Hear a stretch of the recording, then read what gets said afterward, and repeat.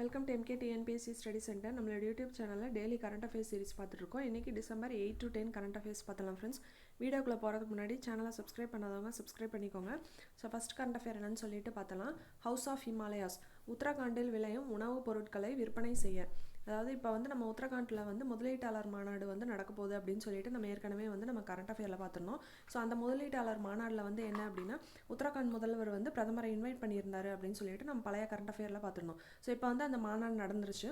அந்த மாநாட்டில் வந்து என்ன அப்படின்னா உத்தரகாண்டில் விளையும் பொருட்களை வந்து அவங்க விற்பனை செய்கிறதுக்காக ஒரு பிராண்ட் நேம் வந்து இன்ட்ரடியூஸ் பண்ணியிருக்காங்க. ஸோ அந்த நேம் வந்து என்ன அப்படின்னா ஹவுஸ் ஆஃப் ஹிமாலயாஸ் அப்படின்னு சொல்லிட்டு பார்த்தலாம். ஸோ ஹவுஸ் ஆஃப் ஹிமாலயாஸ் அப்படின்றது உத்தரகாண்ட் மாநிலத்தில் அந்த உணவுப் பொருட்களை வந்து விற்பனை செய்கிறதுக்கு அப்படின்னு பார்த்துடலாம்.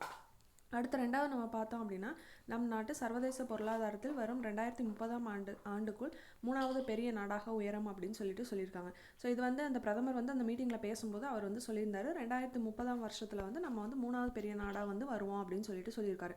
ஸோ அடுத்து வந்து நாட்டின் கடந்த 5 ஆண்டுகளில் மட்டும் 13 கோடி மக்கள் வறுமையிலிருந்து மீண்டுள்ளனர் அப்படின்ற இன்ஃபர்மேஷனும் அவர் அந்த மாநாட்டில் வந்து சொல்லியிருந்தார். அதாவது லாஸ்ட் 5 இயர்ஸில் வந்து இந்த 13 கோடி மக்கள் வந்து வறுமையிலிருந்து மீண்டிருக்காங்க அப்படின்னு சொல்லியிருக்காரு. ஸோ அடுத்து நம்ம 4வது பார்த்தோம் அப்படின்னா சூட். இந்த சூட்னா என்ன அப்படின்னா த solar ultraviolet imaging telescope அப்படின்னு சொல்லிட்டு பார்த்தலாம். ஸோ இது வந்து என்ன அப்படின்னா ஆதித்யா L1 இருக்கு இல்லையா, ஸோ அதில் வந்து நம்ம 7 கருவிகள் வச்சு அனுப்பியிருக்காங்க அப்படின்னு சொல்லிட்டு நமக்கு தெரியும். அதில் வந்து நம்ம ஏற்கனவே 2 கருவியை பற்றி பார்த்துருந்தோம். இது வந்து என்ன அப்படின்னா 3வது கருவி. இந்த கருவி என்ன செய்யுது அப்படின்னு சொல்லிட்டு பார்த்தலாம். இக்கருவி சூரியனில் முதல் 2 அடுக்குகளான ஃபோட்டோஸ்பியர் மற்றும் குரோமோஸ்பியரில் இருந்து வெளிவரும் புற ஊதா கதிர்கள் மற்றும் கதிர்வீச்சு மாறுபாடுகள் குறித்து ஆராய்ந்து வருகிறது அப்படின்னு சொல்லிட்டு பார்த்தலாம். ஸோ இது வந்து என்ன அப்படின்னா இது வந்து 3வது கருவி.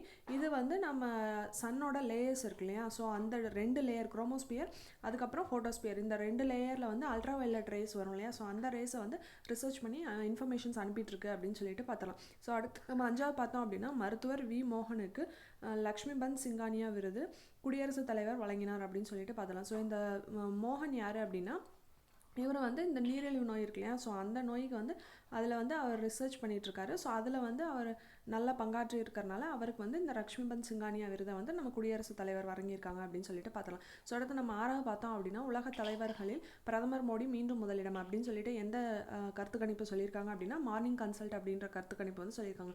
ஸோ இவங்க வந்து அமெரிக்காவில் வாஷிங்டன் இருக்கு இல்லையா, ஸோ அங்கே தான் இவங்க வந்து தலைமையகம் இருக்குது. ஸோ அவங்க தான் வந்து என்ன பண்ணியிருக்காங்க அப்படின்னா இந்த சர்வே வந்து ரிலீஸ் பண்ணியிருக்காங்க. ஸோ லாஸ்ட் இயரும் பார்த்தோம் அப்படின்னா பிரதமர் மோடி தான் வந்து முதலிடம் பிடிச்சிருந்தாரு. ஸோ இந்த வருஷமும் வந்து உலக தலைவர்கள் அந்த லிஸ்ட்டில் வந்து பிரதமர் மோடி தான் முதலிடம் பிடிச்சிருக்காரு அப்படின்னு சொல்லிட்டு அவங்க சொல்கிறாங்க. ஸோ அடுத்து 7வது பார்த்தோம் அப்படின்னா ஆலிவ் ரிட்லே என்ற அரிய வகை ஆமைகள் ஒடிசா கடற்கரையில் உள்ள வீலர் தீவில் உள்ளது அப்படின்னு சொல்லிட்டு பார்த்தலாம். ஸோ இதில் என்ன இப்போ இம்பார்ட்டன்ட் அப்படின்னு சொல்லிட்டு பார்த்தோம் அப்படின்னா இப்போ வந்து நவம்பர் டு மே வந்து அங்கே மீன் பிடிக்கிறதுக்கு வந்து தடை வச்சுருக்காங்க. அதுக்கப்புறம் ஜனவரி டு மார்ச் வந்து அங்கே ஏவுகணை சோதனை செய்கிறதுக்கு வந்து தடை வச்சுருக்காங்க.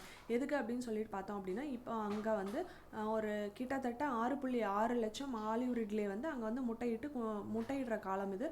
ஸோ அதனால் அது வந்து அழியும் வகையில் இருக்கிறதுனால அதுக்கு வந்து எந்த ஒரு பாதிப்பும் வந்துடக்கூடாதுன்றனால மீன் பிடிக்கிறதுக்கும் ஏவுகணை சோதனைக்கும் அங்கே வந்து தடை விதிச்சிருக்காங்க. ஸோ அடுத்து 8வது பார்த்தோம் அப்படின்னா மகாலட்சுமி திட்டம். இது வந்து எங்கே தொடங்கியிருக்காங்க அப்படின்னா தெலுங்கானாவில் வந்து தொடங்கியிருக்காங்க.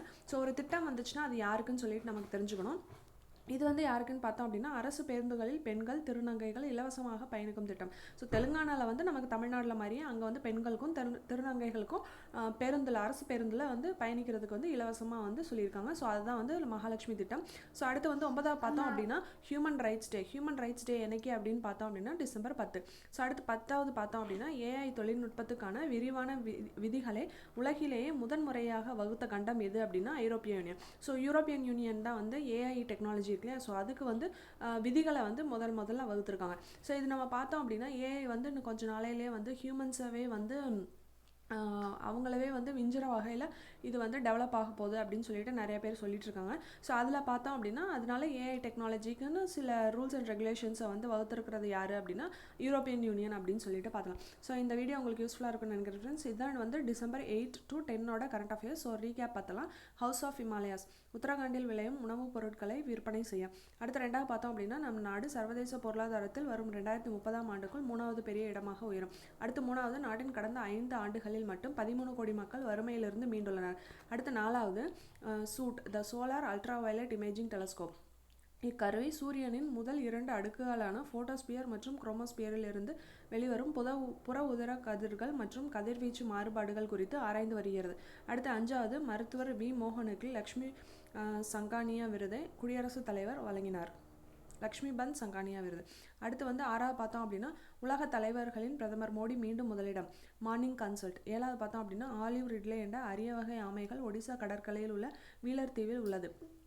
நவம்பர் முதல் மே வரை மீன்பிடிக்க தடை, ஜனவரி முதல் மார்ச் வரை ஏவுகணை சோதனைக்கு தடை. அடுத்து 8வது பார்த்தோம் அப்படின்னா மகாலட்சுமி திட்டம் தெலுங்கானாவில் துவக்கம், அரசு பேருந்துகளில் பெண்கள் திருநங்கைகள் இலவசமாக பயணிக்கும் திட்டம். அடுத்து 9வது பார்த்தோம் அப்படின்னா ஹியூமன் ரைட்ஸ் டே, இது டிசம்பர் 10ஆம் தேதி. 10வது பார்த்தோம் அப்படின்னா AI தொழில்நுட்பத்துக்கான விரிவான விதிகளை உலகிலேயே முதன்முறையாக வகுத்த கண்டம் எது அப்படின்னு பார்த்தோம்னா ஐரோப்பிய யூனியன் கண்டம். ஸோ இந்த வீடியோ உங்களுக்கு யூஸ்ஃபுல்லாக இருக்கும்னு நினைக்கிறேன் ஃப்ரெண்ட்ஸ். சேனலை சப்ஸ்கிரைப் பண்ணாதவங்க சப்ஸ்கிரைப் பண்ணிக்கோங்க. தேவையானவங்களுக்கு இந்த வீடியோவோட லிங்கை ஷேர் பண்ணி விடுங்க ஃப்ரெண்ட்ஸ். தேங்க்யூ.